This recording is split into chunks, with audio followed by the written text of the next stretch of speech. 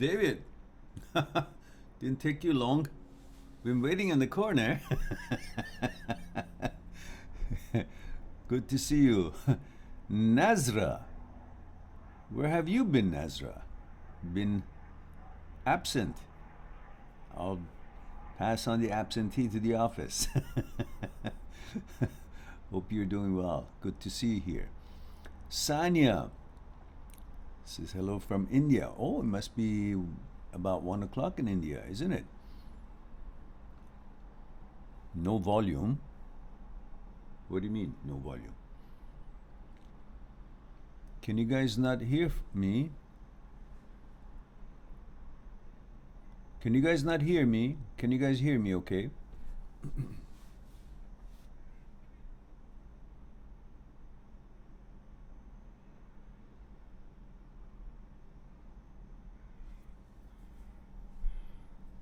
Oh. Nasser says that she can't hear me at all. Sonia says she can. Dudley says he can. So Nazra, it's probably your system. You scared me. I thought something went wrong here.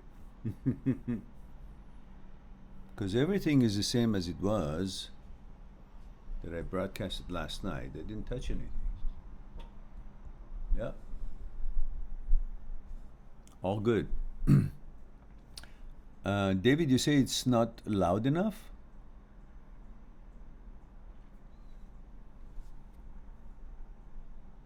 It's the same as always.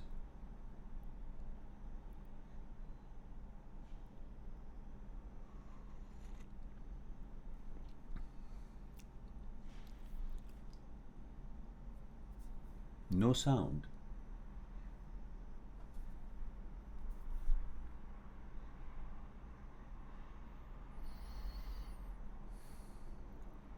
Okay, can I get a verdict?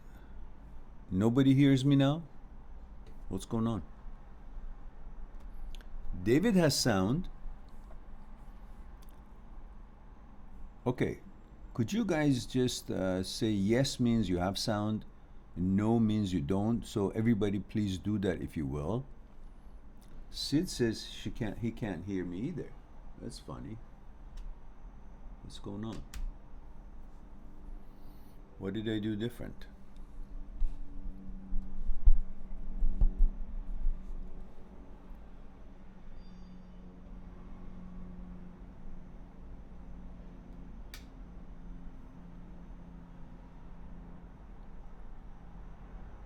Sid says okay now.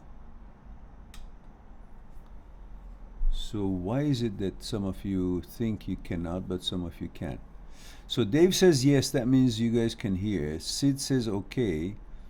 Mark says he can. So what was it with Nazra? Nazra, you created a revolution here. Anarchists. I didn't do anything to these systems. They're all exactly as it was when I broadcasted last night. So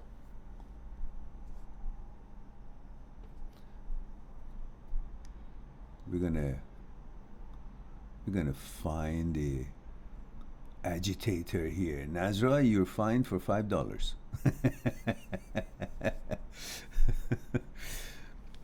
And so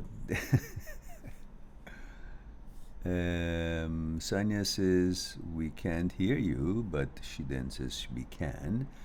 Dudley says I can hear you. There we go. Dudley is my man. So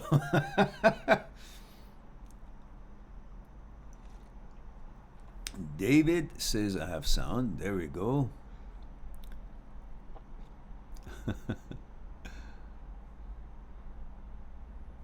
So is everything okay now?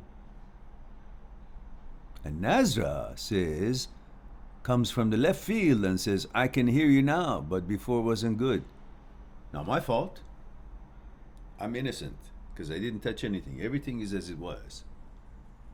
So the good news is that I have switched, in the process of switching, internet provider. and they were here a few days ago, and they just need to come back on Monday, do some wiring, and then I'll have a fast, very fast internet connection and upload and broadcast, and then resolution would be much better. So I'm looking forward to that. And David, thank you for that. Mail 24 Dallas, Texas. And Sid, thank you for that. Mail 31 Estonia. Salute General, he says. Buongiorno. Como stai? Good to see you all here. So we are 4 people here, but it seems like there are like 5 or 6 or 7. So if you haven't, please like the stream if you think it'll be a good one, so might as well do it now. Mark says, hi, Mehran. Did you change my name, Mark? Mehran. Mehran. Not that it matters. But says, mail UK 24. Says, oh, wait. Sayantan is first. So, we go to Sayantan. Mandal says, hello, sir. Mail 34 from India. Hello. Good to see you. And says, I am getting too desperate to get a girlfriend. Oh. All right. I think I'm getting old. Are you? Really? So I should go and die now, or I'm a dinosaur. You're 34, I'm 63. So if you think you're old, then what do you think I am? A fossil now?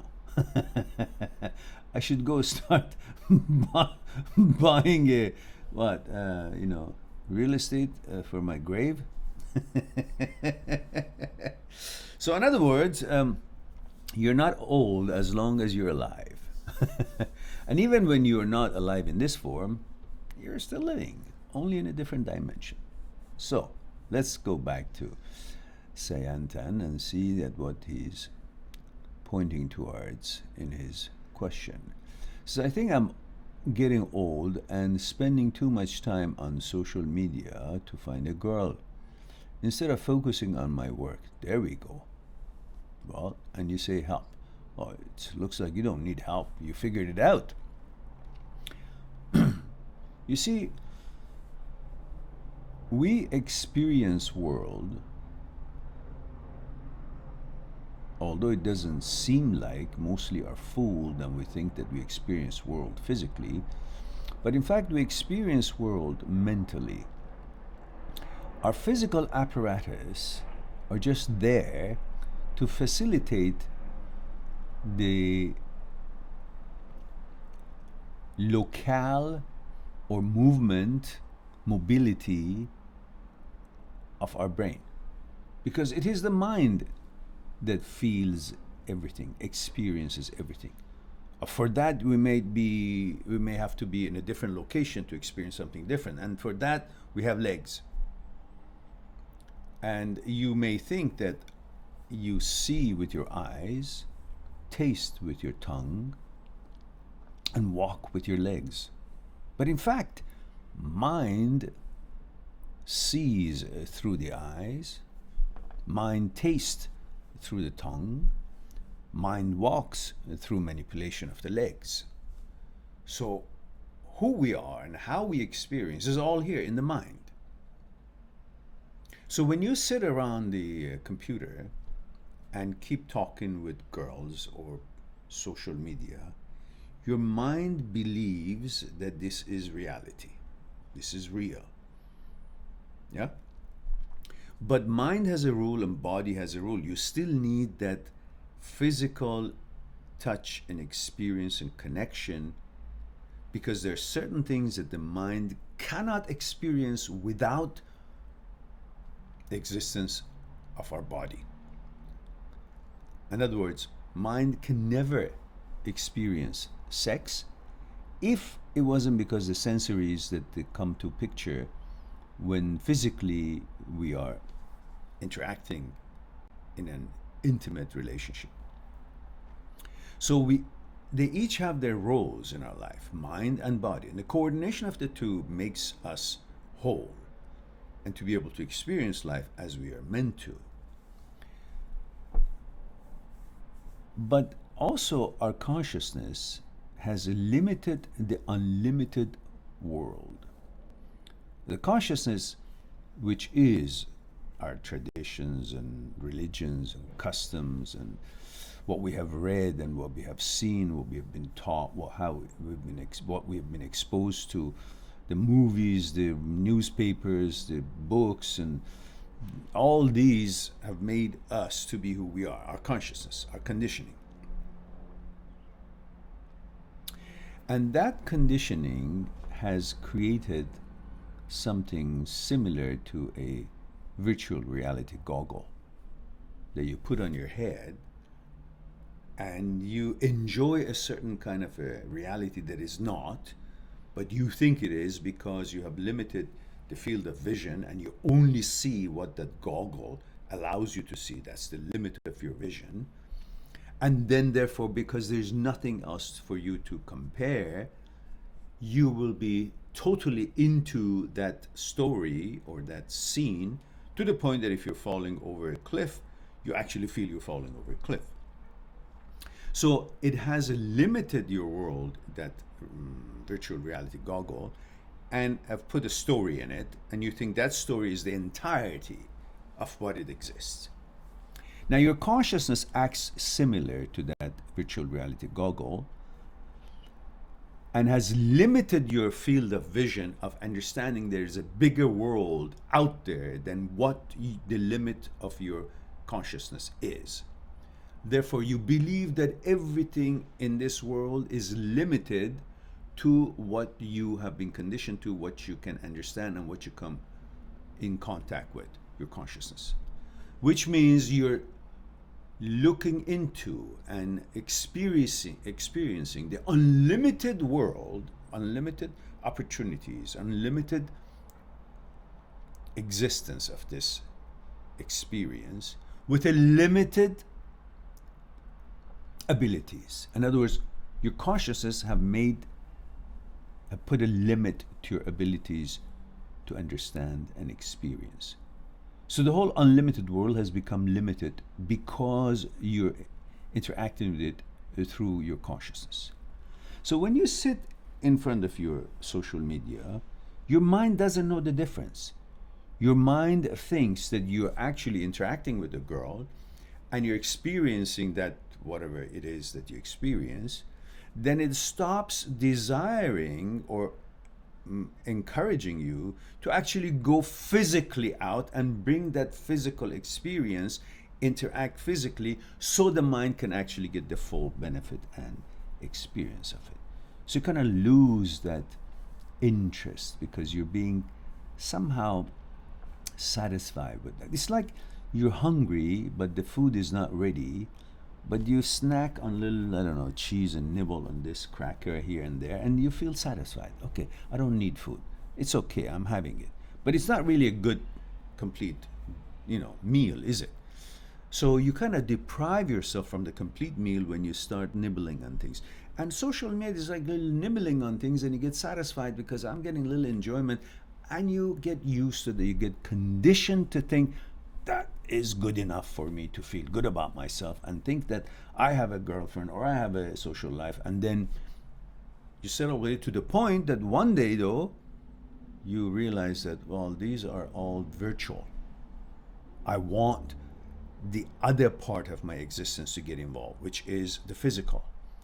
So while mind is the one who actually processes everything, and you become satisfied with it when you're getting all those nibbles, but eventually you figure that there's a bigger way that you can feel everything if you get your body, your physical entity, into the act, into the actual involvement of that experience. That is when you start missing it, and that is the time that you haven't really spent enough groundwork to bring that to fruition, and you start thinking, oh, how am I going to get that? Because you condition yourself to only be active to get these kind of experiences through virtual stuff. So you're conditioning yourself not to go out and get a girlfriend. So Get up. I don't know. Go to groups. Go to events. Go to discussions. Go to I don't know, bowling groups, soccer groups, volleyball groups, tennis groups. Uh, I don't know, wherever you can go, and become part of these societies that are physically involved, and then interact and make mind and body coordinated in your experiences in life. Then eventually, through continuation of this, you'll find someone suitable. That was a long discussion on that, but you asked for it. So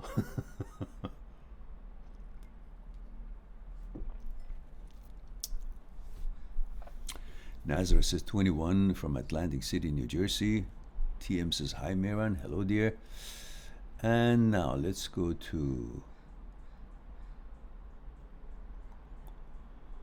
Mark. Mark says, hi, Mehran. Male UK 24. Why do exes engage in our social media, i.e., likes and views, when they are in a new relationship? Well, usually every one of us, men or women, like that attention, and to say that, and also kind of leaving, not burning the bridges.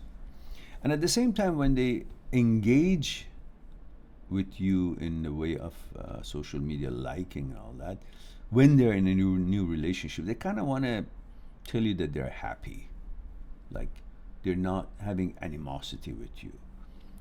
They're kind of bringing certain kind of a mood to themselves by being generous. That I'm not in a fight. I'm okay. I'm happy. Whether I left you or you left me, I'm okay. Here's like, see, I'm civilized. But the question is not that. The question is why you're still keeping them on your roster, on your social media. Why don't you block them? Why do you want them to see your posts and like or dislike? That's the question, isn't it? Answer that, you will find out that it's not about why they do what they do, it's why you haven't cut it off and gone forward. David said, do you put on your Instagram what you are, that you are live streaming? I should, shouldn't I? Then delete the post when live stream is finished. How can I do a live stream on Instagram? I only post for a few days. I did every day because I just wanted to bring attention to the Instagram. And now I will do it once a week. So the next post would be video post would be on Tuesday. But doing live on streaming on Instagram, never done it. I just record it, put it on my phone, and then post it.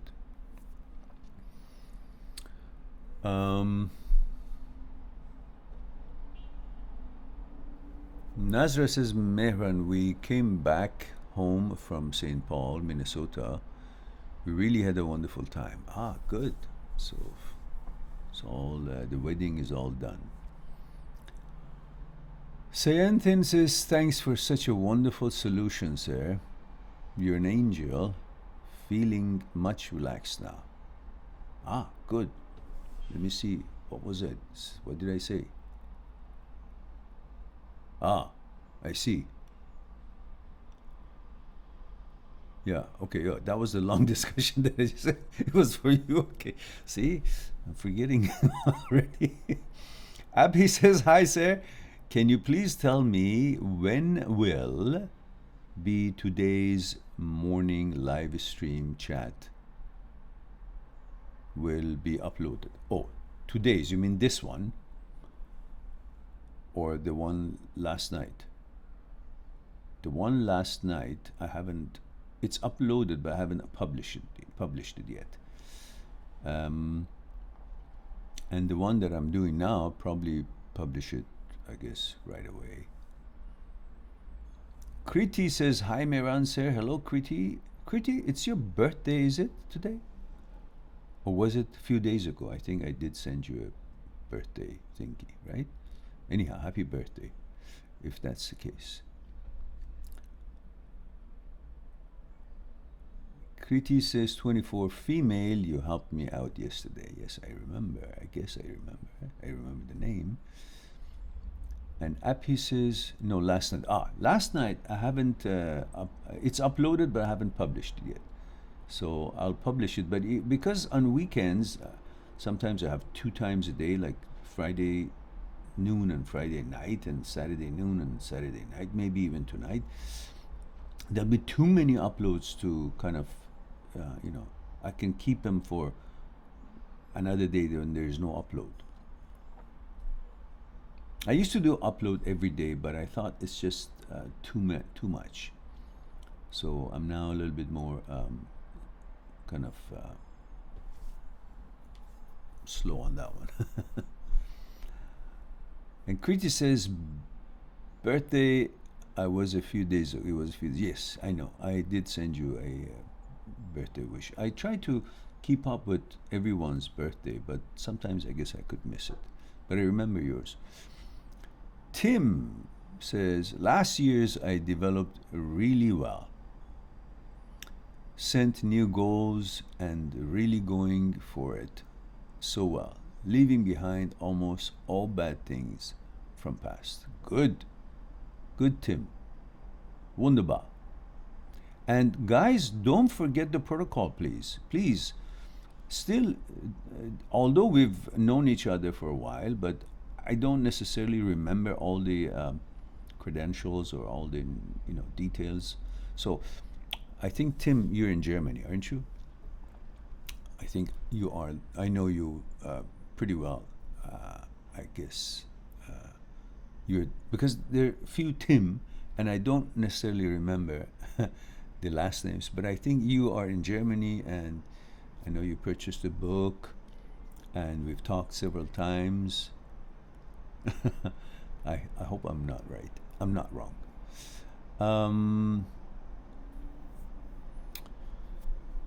Kriti says, no, it's not Kriti. Oh, Kriti took that message back before I read it. Tim says, but now to deal with the feeling of the need to contact old friends again, also bad ones. Why? Meet 2 people from past again and showed it brings no good.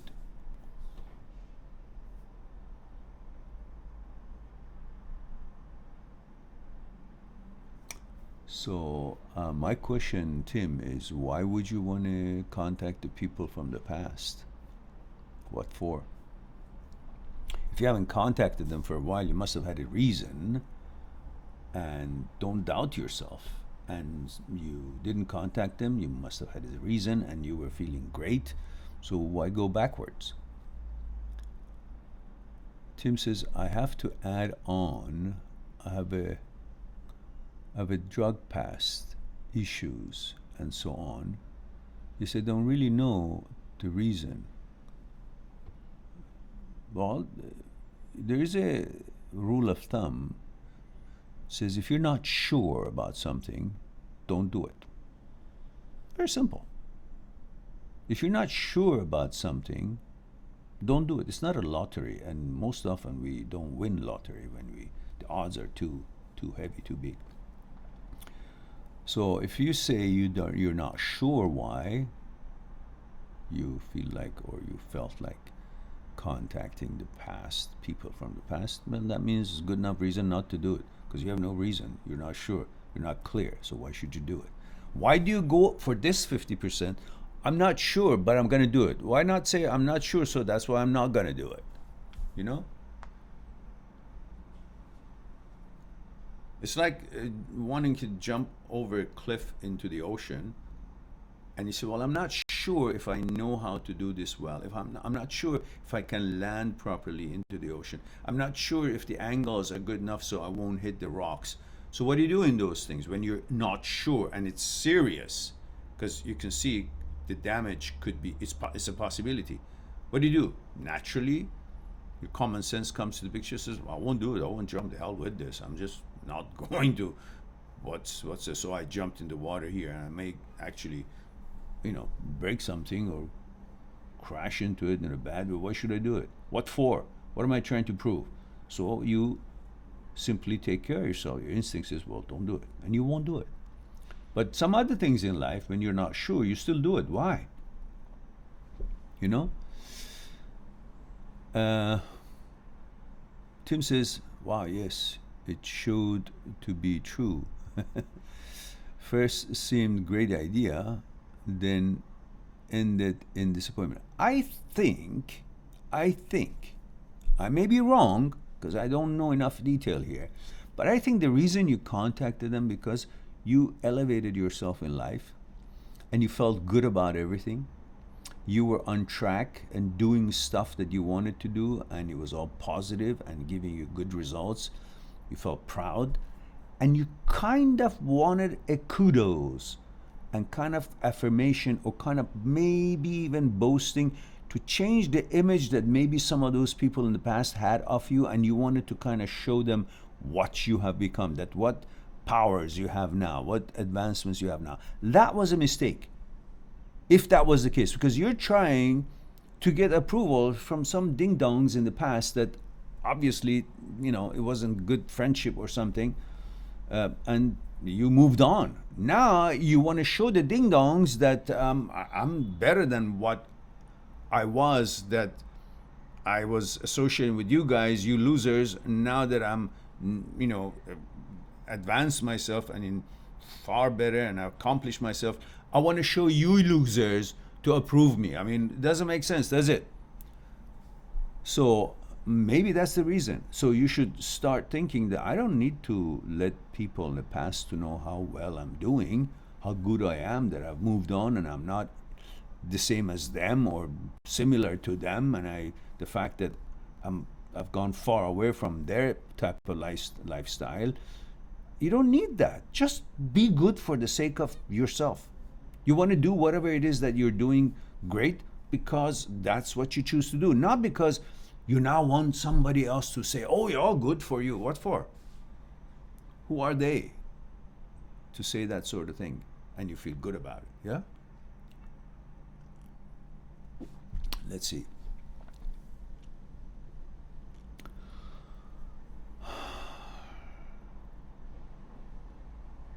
Tim says, "Wow, yes, it showed to be true." Hey, first see, okay. Then he says, "Haha, yeah, okay, that's an important view." And then he says, "Haha, oh my God, you are 100% right. Yay, that's it. Thank you." Okay, then. All right, then. We got that sorted out.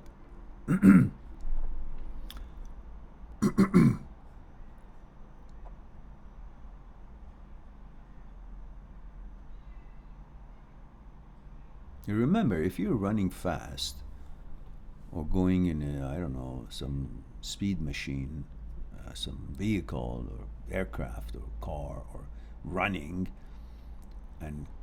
good and fast, and you're ahead of, I don't know, not necessarily to be ahead of everybody else, but you're just on your track and you feel you're doing great. The moment you look back, that takes away from your speed, because it's just impossible to run as fast as you can when you're looking back. You got to be looking forward, aerodynamic and attention and focus and coordination, all if everything is in proper position, which is face forward, going forward, running forward, face forward, and negotiate what it is that you're doing. The moment you turn back, your whole structure physically switches, changes, slows you down, because the body physically is not at the best position to negotiate as fast as you can. And also mentally, you change your attention focus to something other than what it is that you want to accomplish. And you should know damn well, after all these videos, or maybe I didn't cover it in any of the videos, whatever your body does, mind does it first. So if you're running fast, your mind should be ahead of your physical body to the finish line and past the finish line, so then your body tries to catch up with your thoughts, with your energy, which is sent over the finish line. Then body tries to run faster. That's the way I tried it in one of the tournaments or meets that I had in the army, and it worked perfectly, because it is proven in martial arts that when your mind is focused, your body is also going to try to catch up with it. So if your mind is turning around looking that way, your body is not focusing or determined to get where you originally wanted to go. It now starts thinking, this is where he wants me to go, because his attention, his key, his energy is going this way. But if you want to get there, then your energy, your key, must also be sent forward to the direction that you want to accomplish, and then your body will have a better chance to perform better. So when you turn, your body switches its positioning, and that's not good for the fastest result, best results. And also your spiritual, your key, your energy will also switch, which makes your body follow that. All of that slows you down. So,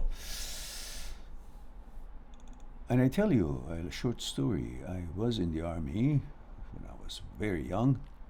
I think I just graduated and I was 22 years old. And of course, in the army, we always wanted to find an excuse not to do the stuff that it seemed, boring, or didn't want to do it.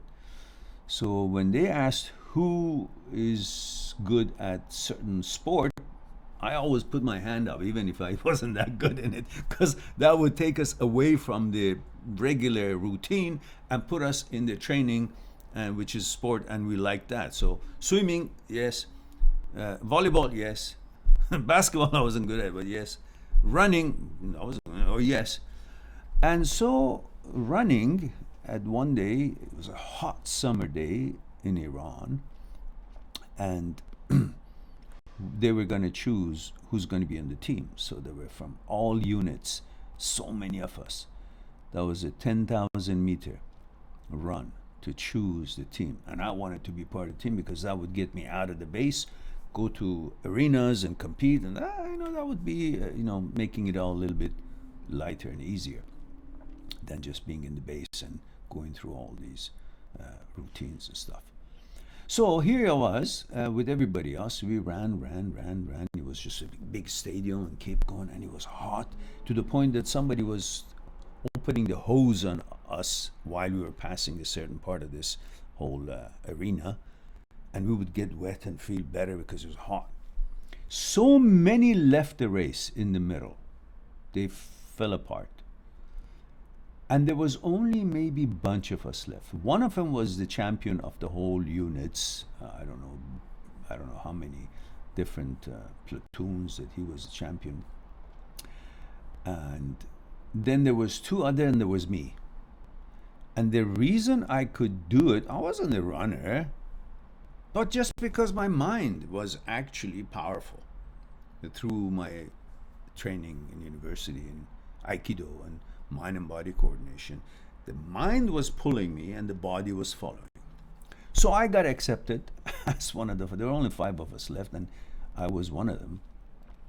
So to the point that we went to the competition day, and it was a continuous running, 400 meter. Each one of us would run 400, change the baton, switch to the next person, and so on. And each team had 4 runners, and what was one of the runners of the first one. And from all units, they were there.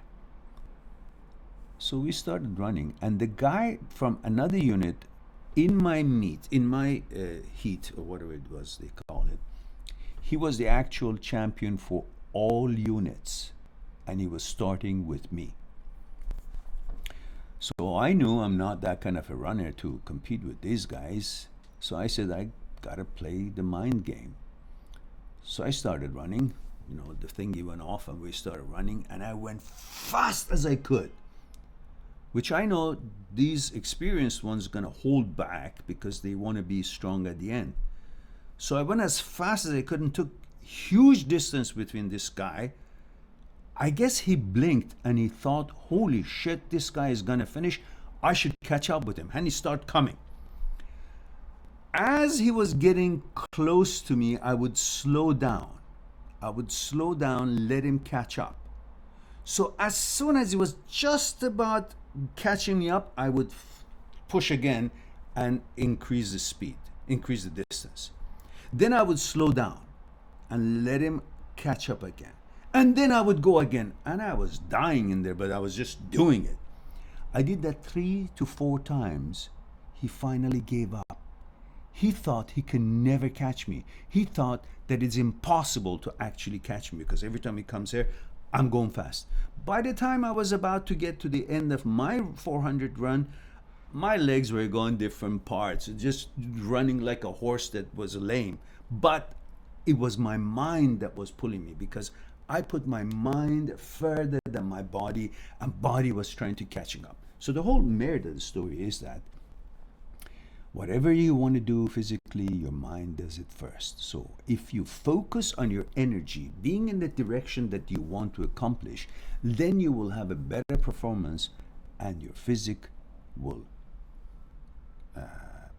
perform much better than you could have ever expected if it wasn't coordinated and following your mind. All right, long story short. So the ones who are sleeping now, wake up. I finished. Story.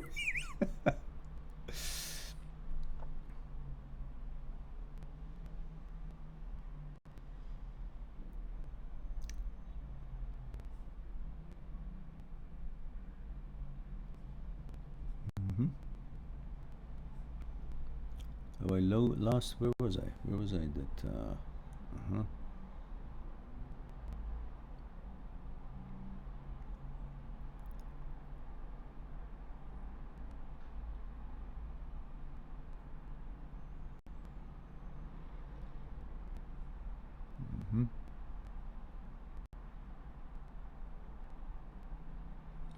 Appy says, that's great that you remember birthdays. So kind of you. Followers, please do like to share and share. Dr. Mehran is a gem to us. Thank you for your kind words. But Appy, you know I'm not a doctor, right? I don't want anybody to make mistake. I'm not a psychologist. I'm not a doctor. I'm not a psychiatrist. I just have elaborate, detailed research on stuff that I talk about as much as I can.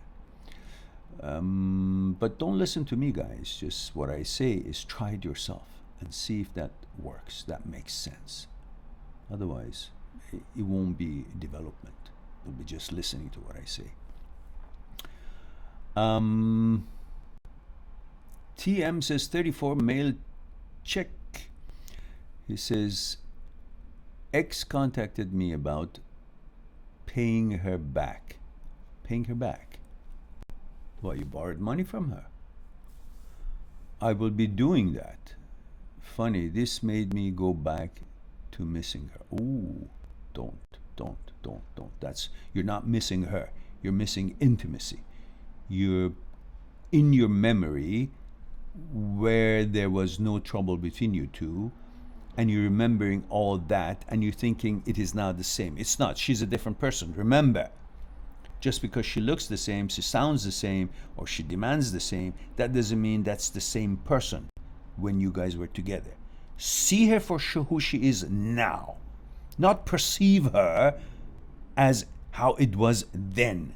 Because then, how it was, if you think of that, then you will miss her, because you think now she's exactly as then, and then you liked her, things were okay, then you will miss her. But it is not the one who is in front of you that you're missing. You're missing the one that she used to be, how she used to be. Don't make that mistake. So don't miss her. Just pay her back and move on. Whatever it is that you owe her. Now, let's see. I guess I missed some. Did I? David says, I mean, alert people on Instagram that the live stream is starting. Yes. You're right. I gotta learn these things. Yes. They're all connected.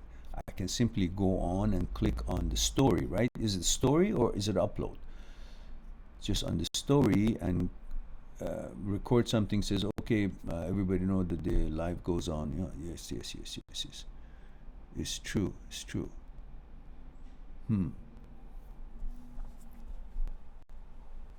Maybe I can do it now, huh? What do you think?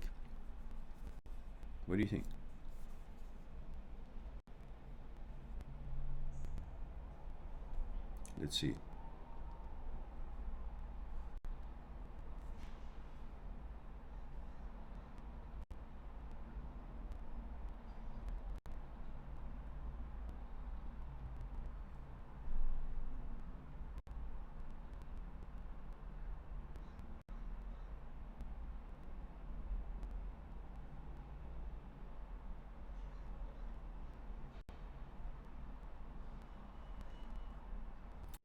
Okay. Yeah, maybe I can, no? How does that work? Let's do that.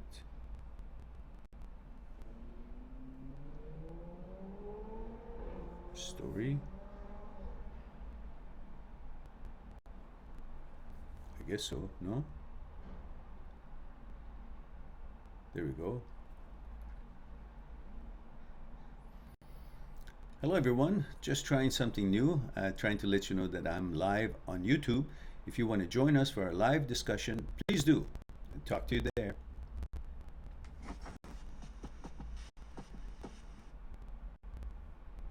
Is it? Does that go? Oh, now I gotta do send to every one of them? Are you kidding? Next time. Learn that and do it. It's a great idea. If I learn how to, I could have just made a post and posted, I guess, if I don't know how this is done. So let's go on to good idea, David. Good idea. My Texan friend says, I mean on Instagram that the live stream is starting on YouTube, then delete the post when the live stream is finished so it's not an old post. Oh yeah, good idea. All right, but what did I do now? I just clicked on my face there on the top left corner and just made a message. I don't know where it went. It's on the story.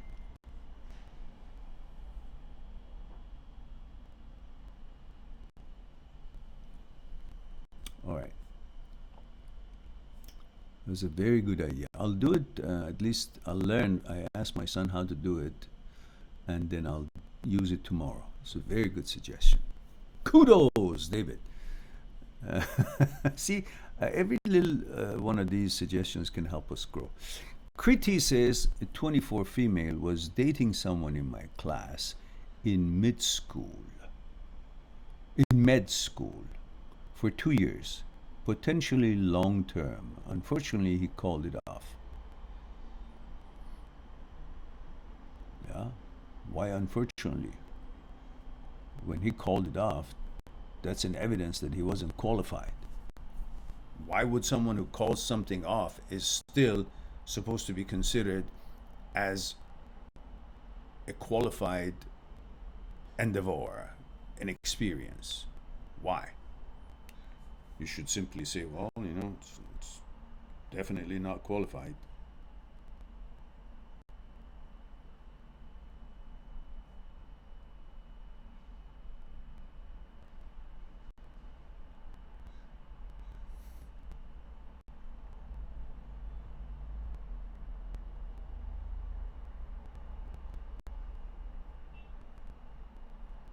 Okay.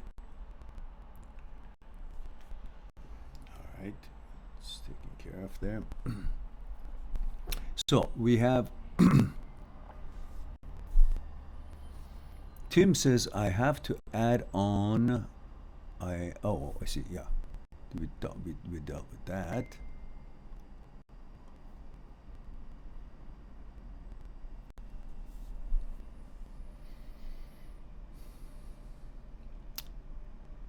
Mark says, Mark UK 24, breakups are hard for everyone.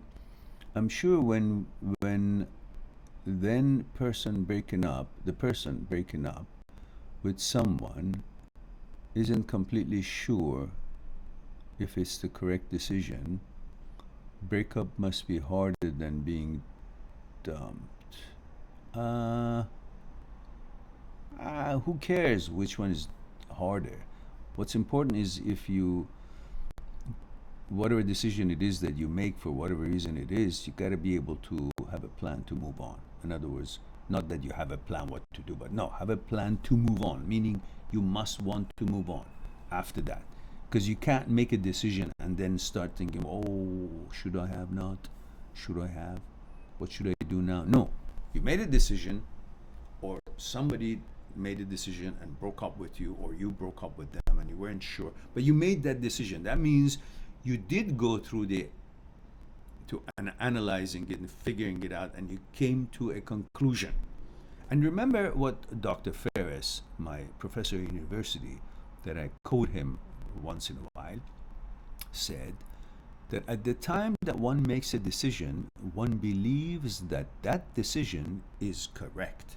Otherwise, you wouldn't have made it, which means you have calculated, considered variables, and you eventually, at that moment, having had access to that kind of a limited information, you summed it up and you came to a conclusion, you made a decision. Now, on that basis, at that time, that decision was correct in your opinion. That's why you committed to it. Now, you can't later on say, oh, well, now that I know more things happening, now that I miss her, now that I shouldn't have made that decision. No, then it was the time that you calculated things, you went through some kind of a figuring it out and made a decision. And that decision at the time in your mind was correct. Don't dwell on it now, because now you have new information, you have new feelings, you had a bad day or a good day, you are in a different mood, so therefore you're affected with all these sensories and emotions, and maybe new facts or figures or new needs, and that makes you make a new decision. But that doesn't mean your previous decision, when you made it, was not accurate, unless it was grossly injustice. That's different. Now,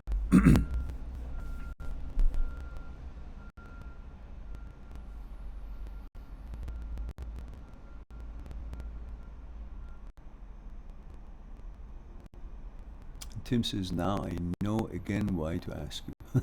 Okay. And Kriti says, the breakup was too rough and immature. I wasn't prepared. But it's been 6 months since the breakup, and sharing the same workspace is too hard. Actually, it's your mind that makes it too hard. Sharing the workspace is fine because if you're focused on your work, you don't give a damn. But what it is that in your mind you think, oh, I've been rejected. So you have that stamp on yourself put on by you, because what does rejection means? There's no meaning to it. It just means someone cannot appreciate some wonderful quality, which every one of us should think like that about ourselves. And because someone cannot appreciate my quality, that doesn't mean my quality is bad. It means her understanding, or whatever your relationship is, his understanding of what quality is limited to the point that he or she cannot appreciate a high quality like you. Same analogy I use When you go to a jewelry store and you have a same ring, 4 different kind of rings, all look the same, but one is made out of diamond, the other is cubic zirconium, the other one crystal, and the other one glass.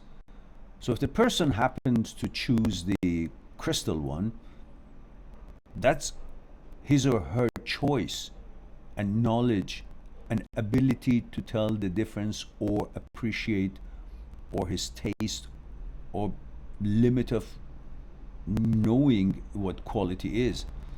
But by him choosing or her choosing the crystal version of that jewelry, does that diminish the value of the diamond one, cubic zirconium one?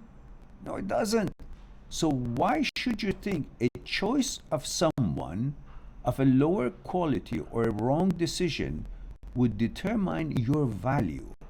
It just represents his or her understanding and knowledge or capabilities, standards. It doesn't devalue you, just as it doesn't devalue the diamond one when they choose the cubic zirconium or the glass or the crystal. It doesn't happen there. You can understand that. But when someone says, I don't want to be with you, you think that what? His choice and decision is the highest level of understanding or credibility or sets the value for your things? No. Why don't you think of it the same way as in the person in the jewelry store would? Well, he doesn't know better. Doesn't have enough class and understanding and expectation or standards. It's his shortcoming, her shortcoming, that didn't choose you or didn't continue. So if you really look at it that way, then that means you have pride in yourself, you understand who you are, you value yourself, and you are independent in who you are and in your value, and not dependent on other people's opinion about you in order to gain a value. You either have it or you don't. The diamond either is diamond or not. And if it's diamond, it's proven it is diamond, it's a good quality, then whoever doesn't choose it, it's their shortcomings, their stupidity, their lack of understanding. That's how you should be thinking. Now,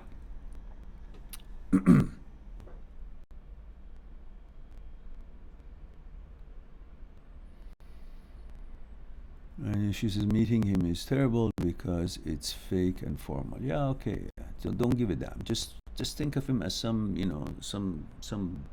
guy who's just your assistant. That's it. Don't pay attention to the past. See him as he is today, unworthy of your attention, emotion, or selection. Just that's what he is. Don't see him and then remember how it was between you two. That's not that same person. He's not qualified anymore to get your attention. That's how you look at him. Then you see him as he is, then you have no problem. So, okay, that's a guy, I don't care. His character is not for me. That's how you think. Now, Kriti says, I do not appreciate his attitude. My feelings were hurt, and it feels like the whole deal was inconsequential for him. I lost a lot. How should I share my work? That's exactly what I said. Just devaluate and discredit him in your mind because he doesn't have any credit. He's not reliable, he's not truthful, he can't go to the distance, therefore he's unqualified. That's how you look at him.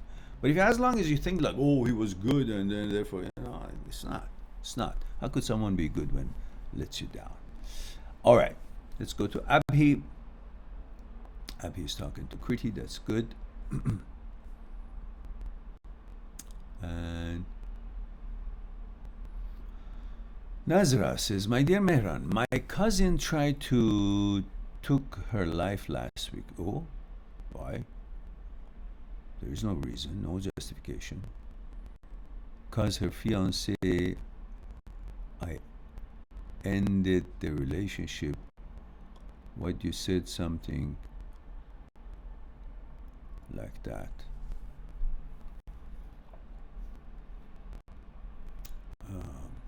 There's no reason for someone to take his or her life because the fiance or the girlfriend or whatever, boyfriend,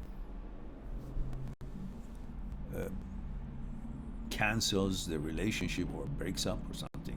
That's nonsense. What are you?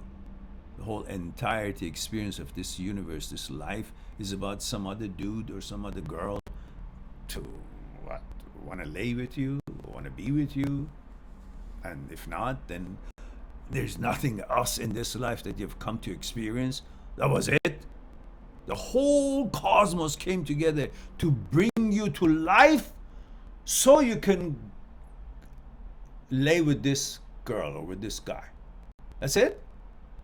That's the importance you give to these idiots who actually don't go the distance or change their minds. And can you make sense out of it? You summed up the whole entirety experience of this life into one relationship or one person, depending on what that person decides or wants to give you, and then your desire kicks in and thinks that fulfilling your desire, in this case by being with this girl or this guy, whatever your relationship is the highest degree of experiencing life. And unless you fulfill your desire, the life is not exactly the same and full of opportunities and wonders as it is. So nothing else really matters. You have no other mission in this life but simply becoming a wife of this guy or a husband of this girl. That's it. That's your limit of understanding of what you're here to do. Can you think what I'm trying to say? If you understand what you're doing, you're even shrinking the virtual reality goggle, your consciousness, smaller than what it is, in order to see the vast, unlimited opportunities and experiences that this life is offering, possibilities that is here.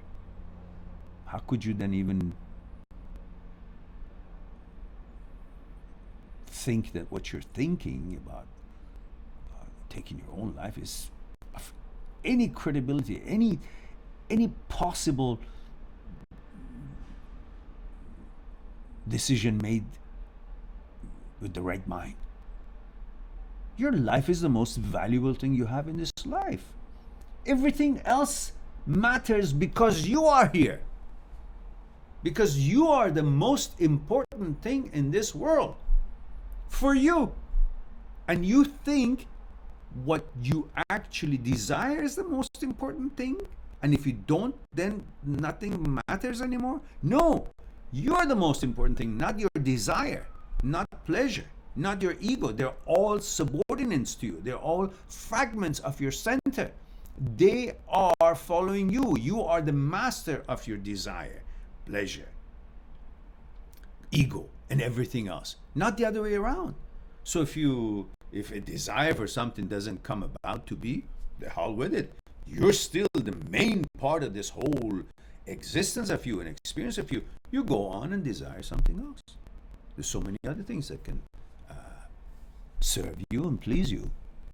So perhaps you would need to pay attention to these little points. I don't want to turn it into a sermon. So we go on to Tim says, great advice for my upcoming Paralympic training. I will keep that in mind. Yes, good. Tim says, you're better than many of them together, Dr. Mehran. Again, he called me doctor.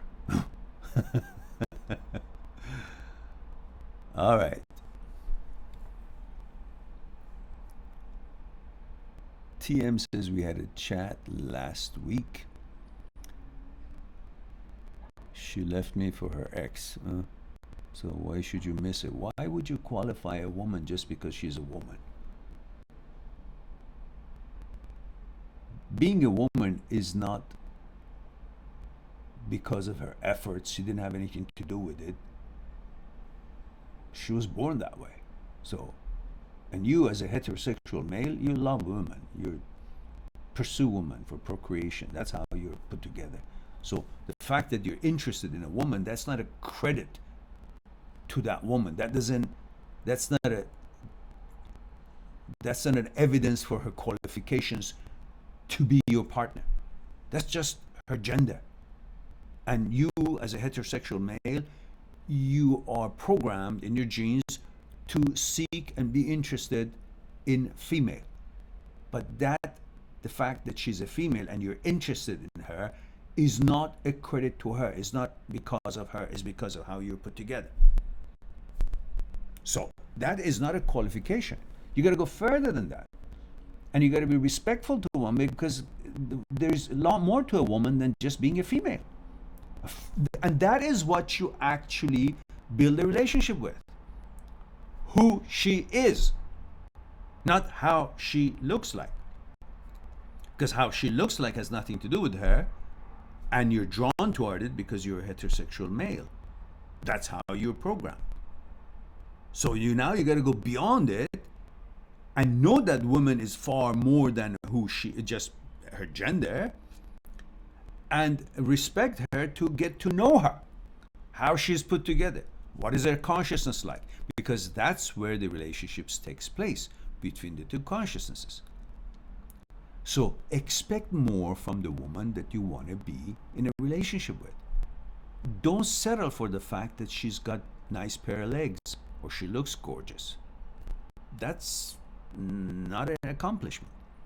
That's lovely, but that's part of the equation that makes you think it's the suitable woman for you or not. Not the whole entirety, because your relationship is not with her looks, her physical attributes. Your relationship together is between who you each are. Find that out, and then see if she meets requirements and expectations and standards that you have, and you hers. That's how you measure, see if she measures up and you measure up for her, because that's how they are choosing you. They don't look at you just because you look good, or they also look at many other things that makes you qualified or not, and you should do the same. So that's, in a way, is a way to respect women, because you expect a lot more than just thinking of them as a piece of meat. That's not fair to them. They're a lot more than that.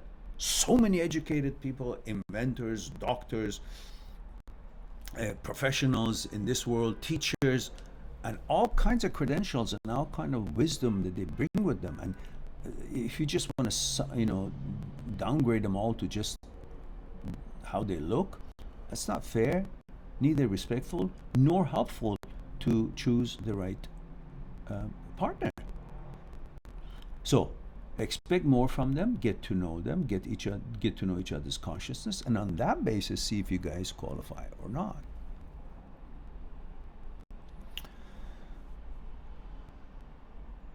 Tim Schroeder says, have a great night. I will join in again these days. Hugs from Germany. Dankeschön. Dankeschön. Tschüss. Guten Abend. And Hail Caesar says, lost my marriage after 22 years. Been divorced now 4 years. Hail Caesar. Where is the protocol? I think it's the first time you're here. You're welcome, by the way. But we like to know a little bit about you, and that is only in 3 codes. Your gender, how old you are, where you're tuning in from. All these little 3 things tells me a little bit more about you, like a bit about your culture. Maybe that will help me to address your question better. And your age helps me to know how to deliver. And of course, your gender will help me to know how to deliver my response to you. And Hell Caesar says, lost my marriage after 22 years, been divorced now 4 years, unable to let go. You're able to let go, you just don't want to let go, because it's not about being able or not being able. So I blame myself for the failure of my marriage. Who gained anything by blaming? What does blaming bring you? This is how you were, who you were at the time that you were going through that marriage. I guarantee you, if you knew better, you would act differently. You would be different. That you would not have this kind of a discussion with yourself that, oh, I blame myself. At the time, now you blame yourself, but at the time, you thought what you're doing is the way you want to do it, and this is the best way you can figure things out. Right or wrong, you can see it now compared to, being a little bit more fair with yourself. And maybe you had fault in there. Why not? It's possible. But at the time, you didn't know, or you were not looking at it from the angle you're looking at it now. So blaming is not going to solve anything. Understanding that, well, that's where you were, that's how you behaved, and it was wrong, let's say. Okay, that's recognizing and bettering yourself. Blaming, it just brings you down and makes you unable to move on, because you're constantly feeling like something is dragging you and slowing you down because you feel like you don't deserve to move on. You got to get that out of your head. Whatever you did, obviously, hopefully, was not drastic physical or emotional abuse. And I'm sure that you have, probably, with the way you're saying it, you have remedied it, however, whatever it was you did, and you got her satisfaction to understand that you're part in it, and your understanding of what was wrong or what wasn't. Having done that, then you should be able to understand that we are human beings and we make mistakes, and we realize it, and that's a good thing. After realizing it, and you remedy it, and now it's time to go forward. Life continues. You cannot meet life with head down. You got to bring your head up, see what's going on, and negotiate it, deal with it. And we all have made mistakes. Well, we've learned from it. We're a better person now. We're ready to go on, and we deserve to create a better life for ourselves, as we deserve to treat others better. And we've learned that what we did was somewhat not good, and we have remedied it. So what else do you want? How harsh do you want to be on yourself? What for?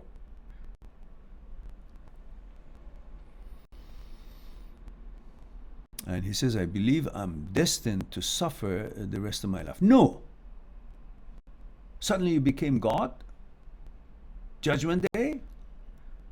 You punish yourself for a whole life? That means you are expecting special attention. That's selfishness.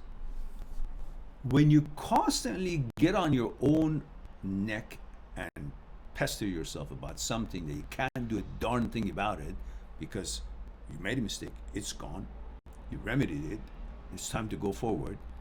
That's being selfish, because you're asking for attention. You're asking for attention from what? Not from somebody else. From that illusionary higher self that you've made out of your thoughts, that is looking from above down on you and judging your thinking, which is all your thinking. There's no difference there. It is you judging you, which is pretty silly, but that's exactly it is. If you watch one of my videos called The Quality of Our Life, the Watcher and the Watched, Controller and the Controlled, the Observer and the Observed. If you write that in the search engine, it will come up. That's when you actually have created this above yourself entity, elusive entity, illusory entity, that is judging your thinking, which in fact is your thinking judging your thinking. You are about your thoughts. and there is a certain thoughts that is judging your thinking. It's all you. There's nothing else in there that you're seeking, but you're seeking attention from it. You want to look a good person in the eyes of that illusory judge that you have created by your own mind to judge you. Whatever you're thinking, you think somebody else or something else is judging it, hearing it, and giving you, kudos or not kudos. But it's all you. And now you want a special attention from that to recognize that how sorry you are. Isn't that a bit of a selfishness? And creating a fictitious world for yourself instead of seeing it as it is. Okay, I'm here. I made a mistake. And yet the life continues. I still got to be able to be productive and help myself and my family or my responsibilities and duties. And for that, I need to keep my bloody head up so I can see where the hell it is I'm going, focus on it, and be a better person that I know I can be. That's it. I say I can't go, I will suffer all my life. That's asking for attention. From what? From you. From yourself. Which will never go anywhere because you'll never be satisfied. Because it is the attention that you are constantly looking for in your own thoughts.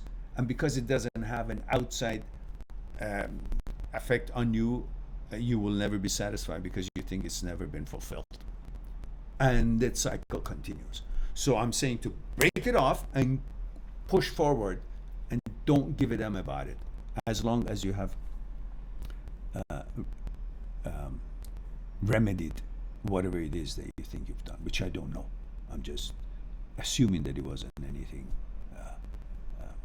physical abuse or emotional abuse, and hopefully you have remedied and got her satisfaction to your whatever it was that you thought it was wrong of you to do. Now, of course, you guys know that if you guys want to discuss these matters or any matters that is occupying your mind, you can always go to on my site, mind@seekstruth.com, and make an appointment on Skype, and we can hash it out together, explore it together on Skype. And for every half an hour, I give you 1 hour, and for 1 hour appointment, I give you 2 hours.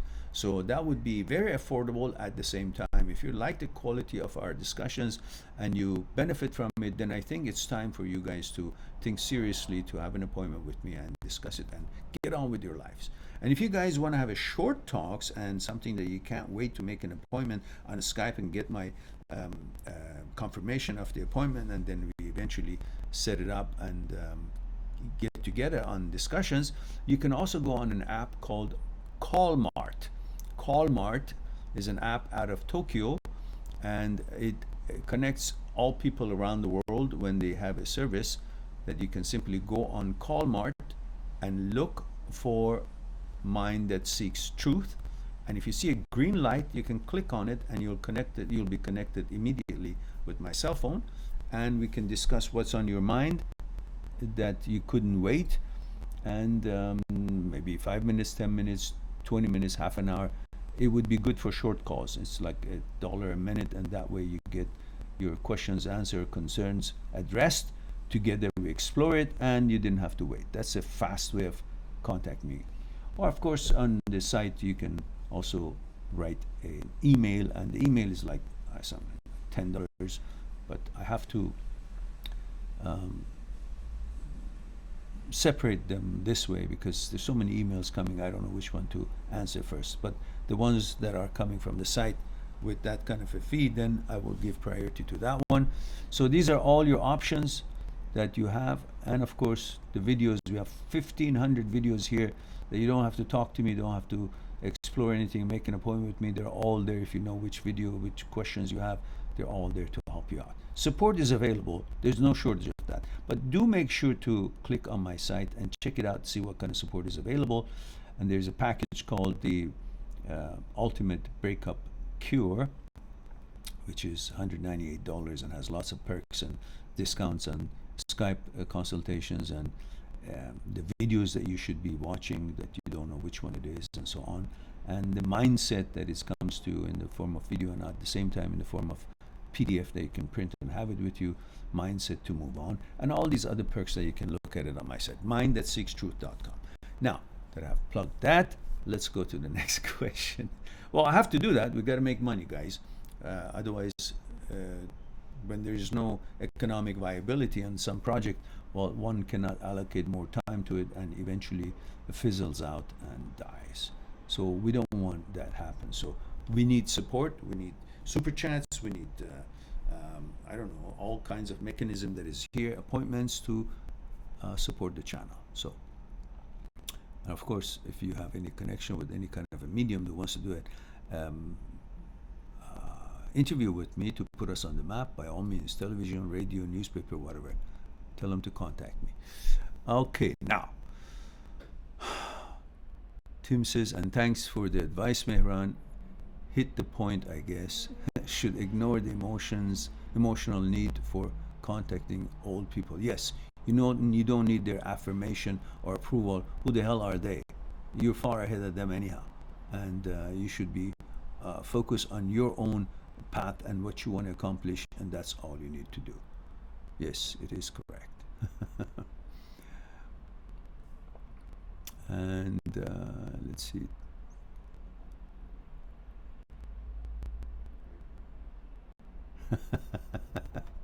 Tim says, shit, can't go offline. It's too interesting again. Well, good. I got you here then. Mark says, I like that. My ex had a diamond and swapped it for a piece of glass. There you go. So you shouldn't give a shit with someone who has that kind of a low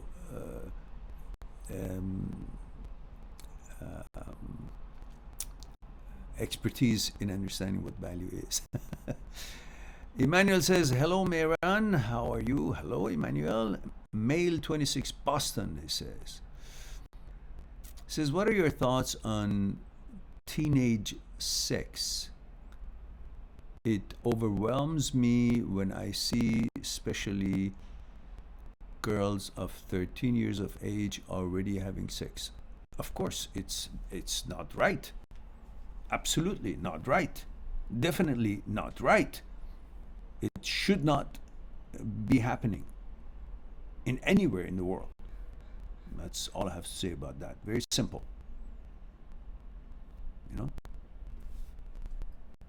No doubt about it. There's no opinion about it. It should not happen. It's totally unacceptable.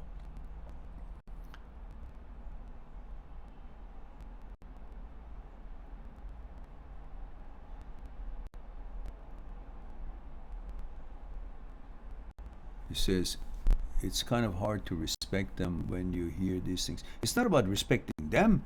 It's about their victim. They're victim of the society who has actually made it available, possible, acceptable for this kind of behavior to go on. And because they don't even, they're not at the age to understand even what it is that they're doing, or they should or shouldn't do it, and that is totally not acceptable. So it's not necessarily their fault. It's the fault of the society and the communities and the parents and the whole stuff that is going on, and the pedophiles and the perverts and people who simply don't respect the rights of these young people, and they use them and abuse them. And anybody who has these kind of unacceptable, terrible, horrible approaches should be put in jail. And if they actually, if it was the old times, just say, anybody who commits to this severe punishment. I don't even want to go on with this anymore. Okay, let's go on to the next question. Nazra Ahmad says, I know it's ridiculous, Mehran. She's only 22. I think she needs help. She does. She sure does. Professional help. Yes, she does. Definitely. And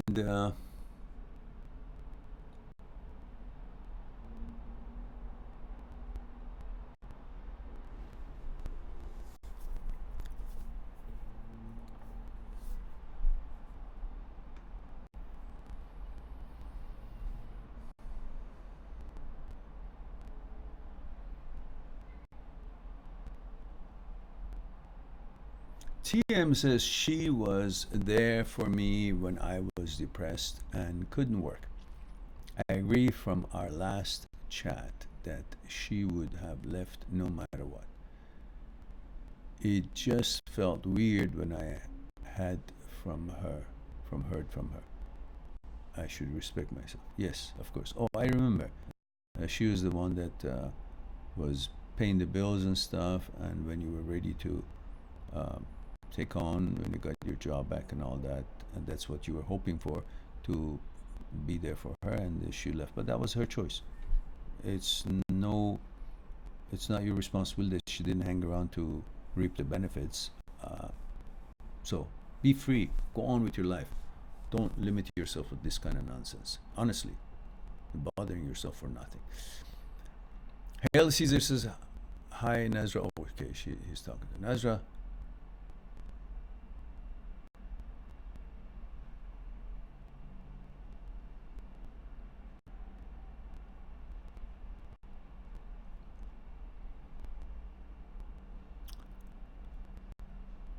Achilles Antoine says, yo, Mehran. Hello, Antoine. This is Antoine here, 51, male, Los Angeles. What's going on, sir? I'm headed to the gym. Ah, good for you. Blessings as always. Thought I get my Mehran's fix, Mehran fix of knowledge for the day. Delighted that you're here and you joined us. I appreciate that. And yes, I went to the gym last night, second time after my return from Maui, and that accident of heading first in the bottom of the ocean. And but I got a clean bill of health from the doctors and the physiotherapist and massage therapist. They all said there's nothing happened. So I started my gym again. The second time was last night. I'm getting back into it. So good for you, Antoine, to do your training, get your fitness going and all that. Antoine says, I'm being interviewed for an art magazine. Aha! Good news. For sure, I'm mentioning you. Ah, how could you put me in there? That would be lovely. Recommending you for all artists. Aha, good job. Thank you. I appreciate that. Very good thinking. How vitally important you are in keeping one's mind straight, focus, and have purpose in life. Wunderbar. I appreciate that. Seriously, and everybody who can do anything like this will really help to put us on the put on the map and help us to get noticed, and then our channel gets noticed, and then more people would be reached and would know about us, and more people would be helped, and their lives would be maybe a little bit better. And that's when we have accomplished a little bit of what we have had in mind. Thank you for that, Antoine. Very much appreciate it. And TM says yes. Kav2D says hello from Ireland. Hello. And that's not enough. You gotta let me know, my dear friend from Ireland, that what's your gender, how old you are. That would be the least we would be able to know, at least. Wayne says Irish 46. Hi, Mehran. Hello, Wayne. Good to see you here. Says no questions today, just being a good student in the classroom. Watching and learning. Hope you're all well. Thank you very much for saying hello. It's always good, even if you guys are watching, it is always wonderful to extend a little bit of a key, a little bit of energy. Just say hello and then help us to know that you're there, so we know we're not talking to the air. We're talking to a bunch of wonderful people around the world, which creates a wonderful energy. As you all know, we're all about energy, and the energy of the universe goes from one end of the universe to the other end of the universe, all directions, and it continues. And it would be good to know that we are all connected through that energy, that it is abundant and free. So Kev says, sorry, I'm a guy, 30 years old, been a long time subscriber. Oh, thank you. But first live video I've managed to catch, I guess. Well, I'm delighted you're here, and I'm glad that you're enjoying the channel's content, and wonderful that you've been a subscriber. If you guys haven't clicked on like, please do. Our discussion actually is pretty energetic and lovely and lively and deep in most, if not all, our live streams. And it looks like we have hundreds and hundreds of people there. But when I look, there's only 7 of us here. However, the conversation is still very good and deep. And I'm delighted and appreciate you guys having had the chance to join us. Now,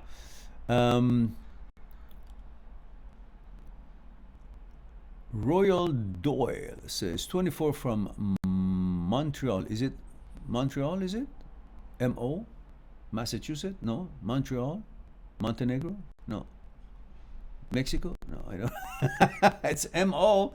So I'd take it Montreal, unless you let us know which country it is.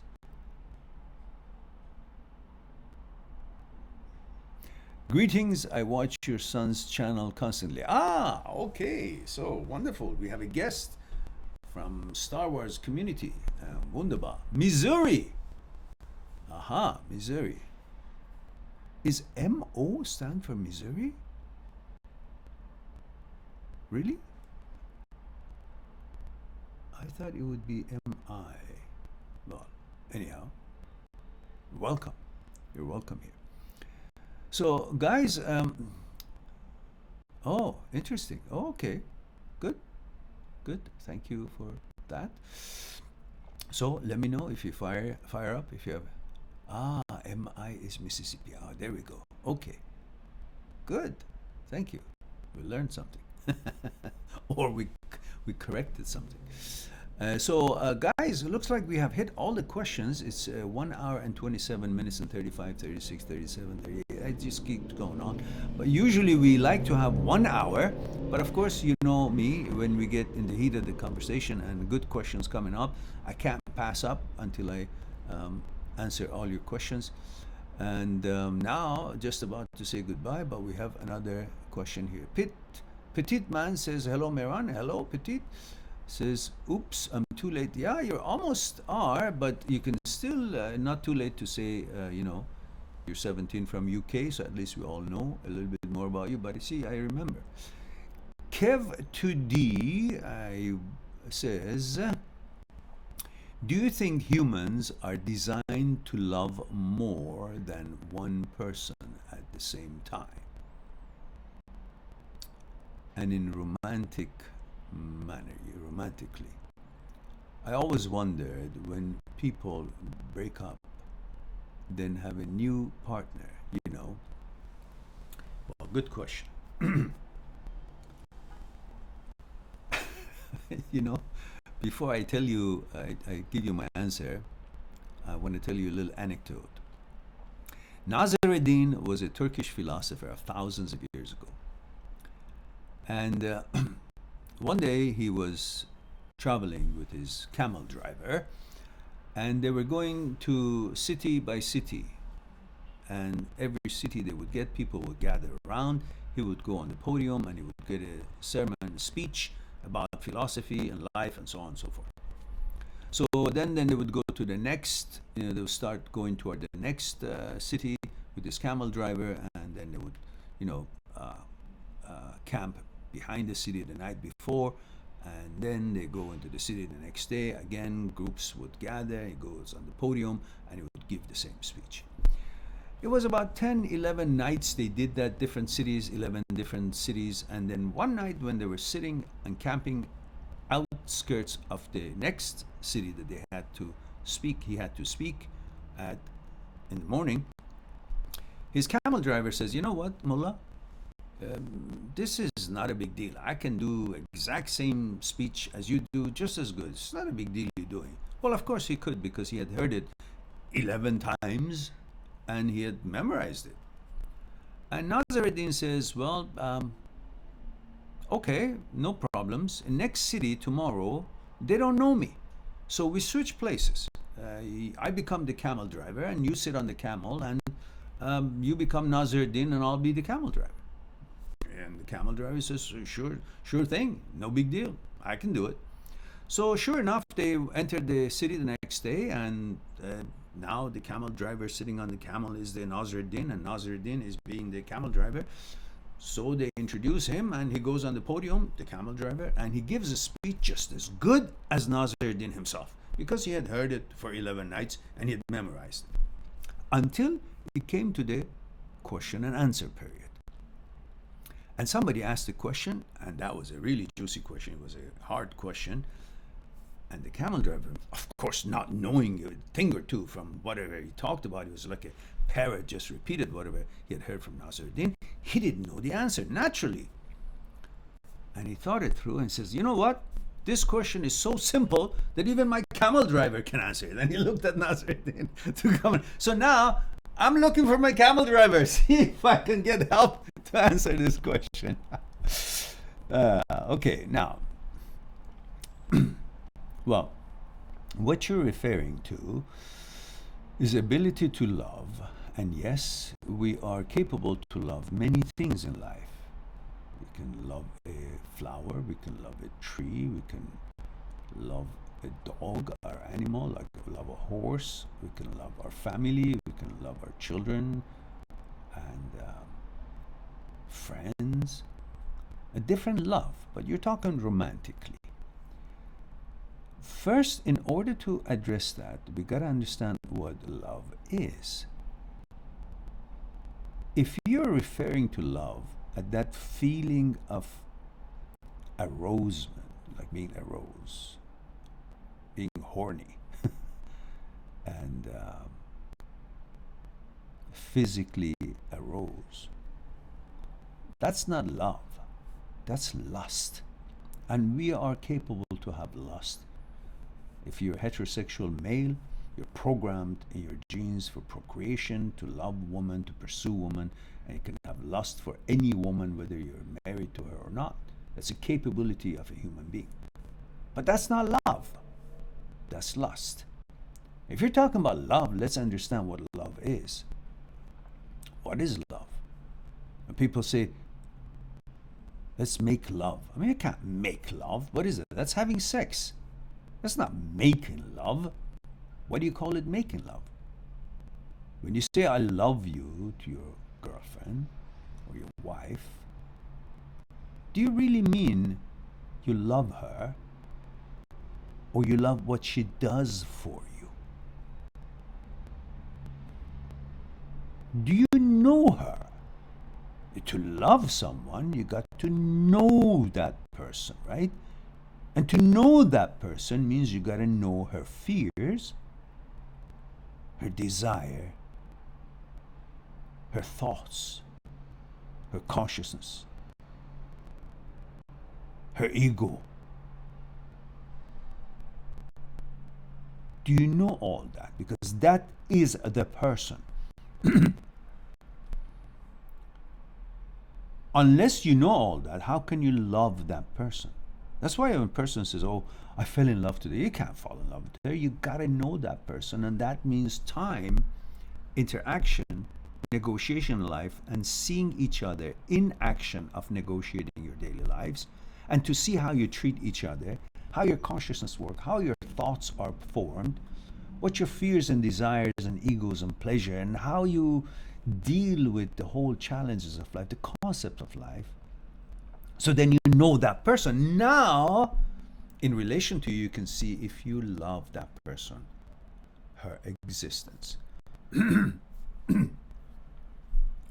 So what we are talking about romantically loving, I don't think there's anything like that, such a thing.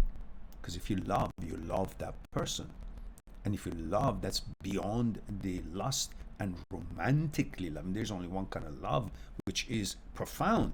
But of course, different kind of loves I'm talking about. Of course, we don't deny that.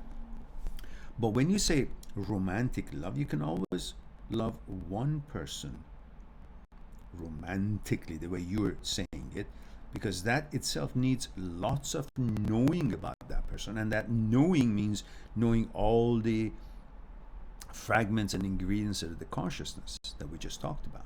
That takes time. What kind of a time do you have in life to have that kind of an opportunity and know-how about so many different people that then you can say, oh, I can love more than one? That won't happen. Even one of them, it needs a lifetime. So if you separate the love and lust, then you have your answer. You can have lust for many, but you can't have love for many in the same way that we talked about, in the quality that we talked about, in the depth that we talked about at the same time. One after the other, yeah, you let go one, you focus on the other one, and that takes another bunch of time, a long while before you get to know that person, and then to see if in relation to you, you can express that emotion, resonance, frequency called love. I hope that was something for you to ponder on. Fididman says 17 mail UK. I beg your pardon, Mehran. One day I will pay the super chat penalty. That's right. Now super chat is going to go up. Penalties up to now for the next week is $5. You guys make another mistake, that'll be $10. Look, we got to make money somehow. It can't be all free, for God's sake. I mean, I say it's free. Where's your judgment and fairness, guys? Kind of anti-up. We need money. All right, now, looks like I have done with everything today. We've answered all the questions. Hope you guys enjoyed it as much as I did. I love you all, and thank you for giving me the opportunity to spend some time with you and share some opinions here and there. And hope it will give you enough things to ponder on some of the things that you are favored and you are interested in. In the meantime, be good to yourself, to the others, and I'll talk to you soon. Bye for now.